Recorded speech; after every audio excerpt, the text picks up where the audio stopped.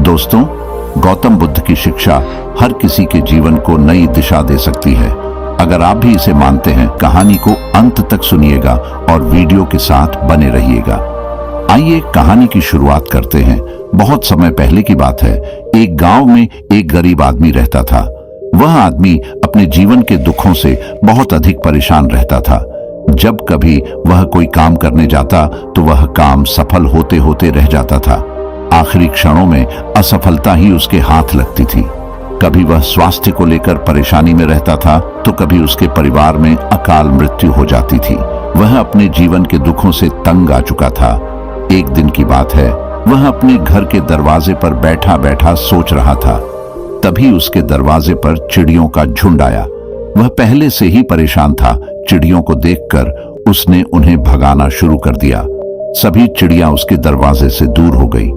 उस व्यक्ति की यह विशेष आदत थी, जब भी वह किसी जानवर को अपने घर के आसपास देखता था तब उसे मारने और भगाने लगता था। साधु संतों को देखकर वह कभी उन्हें प्रणाम नहीं करता था, बल्कि मुंह फेर कर वहां से चला जाता था।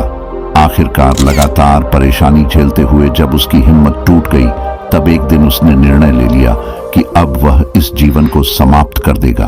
वह अपना घर छोड़कर गांव से बाहर चला गया और नदी को देखते ही उसमें छलांग लगा दी। लेकिन यह क्या, दो सन्यासियों ने उसे नदी के पानी से बाहर निकाल दिया। दरअसल जब वह नदी में छलांग लग रहा था, वहां पर एक सन्यासी और उनके दो शिष्य बैठे हुए थे। उस व्यक्ति को नदी में छलांग लगाता हुआ देखकर सन्यासी ने अपने शिष्यों को आदेश दिया और उस व्यक्ति को पानी से बाहर निकाला गया। पानी से बाहर आते ही वह व्यक्ति सन्यासी के ऊपर चिल्लाया। उसने कहा कि आपने मेरी जान क्यों बचाई? मैं जीवित नहीं रहना चाहता, मुझे मरना ही होगा।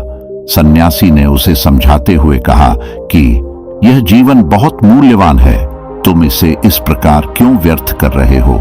आखिरकार जब समय पूरा हो जाएगा तब तुम्हें यह धरती छोड़कर जाना ही है।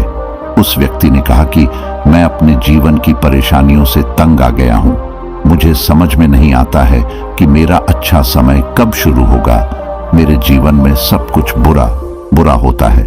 मैं लाख प्रयत्न करता हूं, फिर भी सफलता नहीं मिलती है। सन्यासी ने कहा कि मैं तुम्हारी सहायता करूंगा। तुम सबसे पहले आत्महत्या करने का विचार अपने दिमाग से निकाल दो, क्योंकि यह सबसे बड़ा पाप है। जो व्यक्ति आत्महत्या करते हैं उन्हें कभी मुक्ति नहीं मिलती है। तुम्हें क्या लगता है, तुम आत्महत्या कर लोगे तो तुम्हारी परेशानी खत्म हो जाएगी? कभी नहीं, बल्कि आत्महत्या से तुम कायर सिद्ध होते हो। तब उस व्यक्ति ने कहा कि हे सन्यासी, आप बहुत ज्ञानी है, कृपया करके मुझे कोई मार्ग बताइए। मुझे यह बताइए कि मेरा अच्छा समय कब आएगा और इसके संकेत क्या क्या है। सन्यासी ने कहा कि मैं तुम्हारी सहायता अवश्य करूंगा, किंतु उससे पहले तुम्हें मेरे कार्य करने होंगे।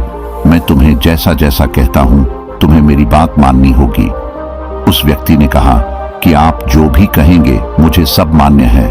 आप यह बताइए कि मेरे जीवन में अच्छा समय कब आएगा और इसके संकेत क्या है। सन्यासी ने कहा कि पहले मेरी बात सुन लो। व्यक्ति ने कहा ठीक है, मुझे बताइए।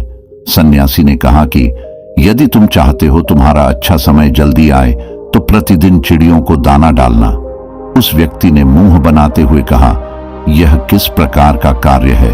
मुझे तो चिड़िया पसंद नहीं है।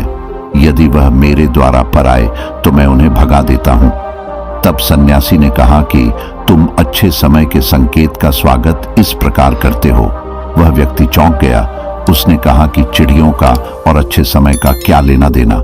सन्यासी ने कहा कि जो पहले यह कार्य करके आओ, प्रतिदिन द्वार पर जो भी चिड़िया आए उसे दाना डालना और 1 सप्ताह बाद मुझे यहीं पर मिलना। उस व्यक्ति के पास कोई और विकल्प नहीं था। उसने सन्यासी की बात मान ली और घर वापस चला गया। अब जब कभी उसके दरवाजे पर चिड़िया आती तो वह उन्हें दाना देने लगता।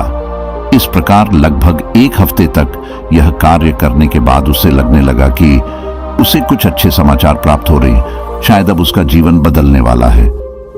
1 सप्ताह बाद जब वह सन्यासी से मिला, उसने कहा कि उसने चिड़ियों को दान देना शुरू किया।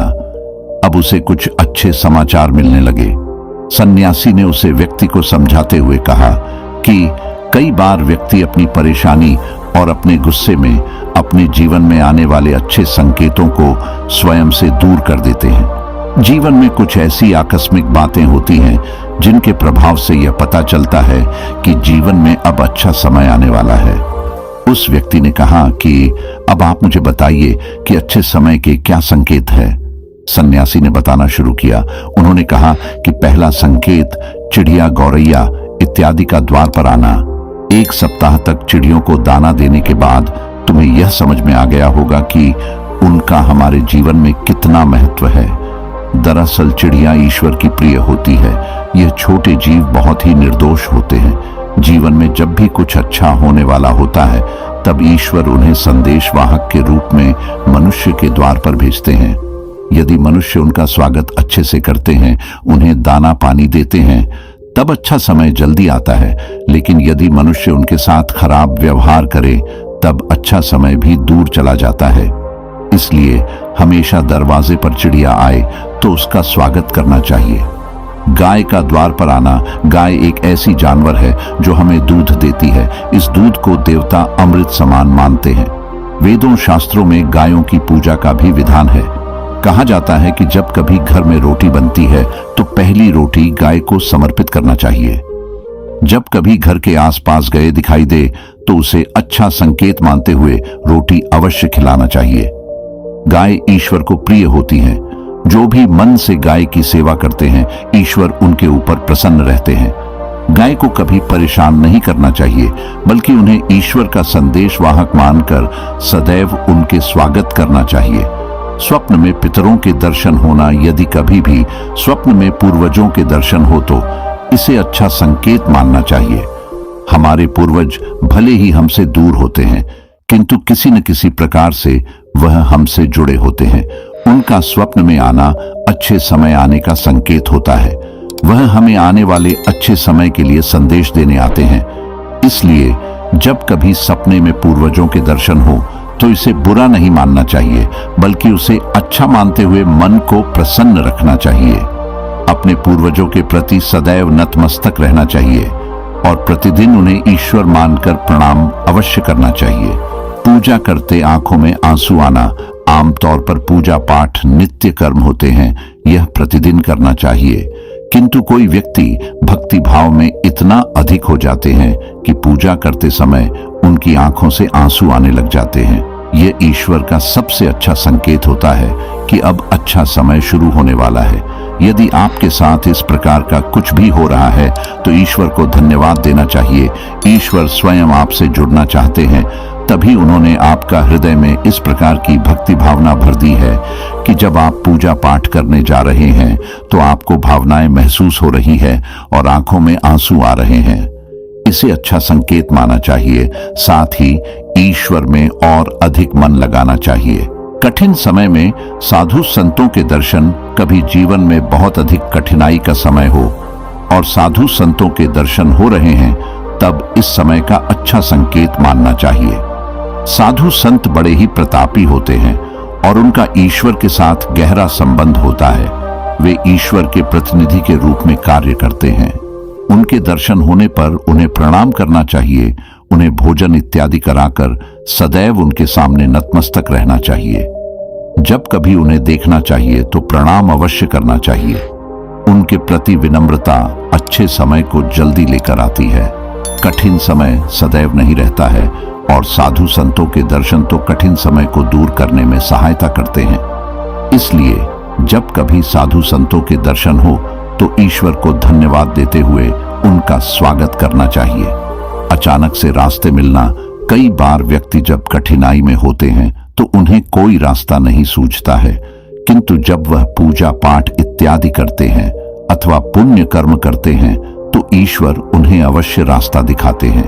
यदि आप परेशानी में हैं और अचानक से आपके दिमाग में कोई बात आ रही है कि यह करने से शायद मेरी परेशानी दूर हो सकती है, तो उसे तुरंत कर डालना चाहिए, क्योंकि यदि आपके दिमाग में वह बात आई है तो इसके पीछे ईश्वरीय शक्तियां हैं जो आपको सहायता कर रही है ताकि आप समाधान तक जल्दी पहुंच सकें। इसलिए परेशानी के समय मन में सबसे पहले समाधान का जो विचार आ रहा है उसे तुरंत कर लेना चाहिए। ऐसा करने से आपका अच्छा समय जल्दी शुरू होता है। सन्यासी की बातें सुनकर उसे व्यक्ति ने उन्हें धन्यवाद दिया और कहा कि आपने मेरे जीवन की रक्षा की है। यदि आप नहीं होते तो मैं आज जीवित नहीं होता। मैं वादा करता हूं कि आज के बाद जीवन में कोई भी परेशानी आएगी, मैं डटकर उसका सामना करूंगा। साथ ही इन अच्छे संकेतों का स्वागत करूंगा। कभी किसी जानवर को देखकर उसे पर अत्याचार नहीं करूंगा।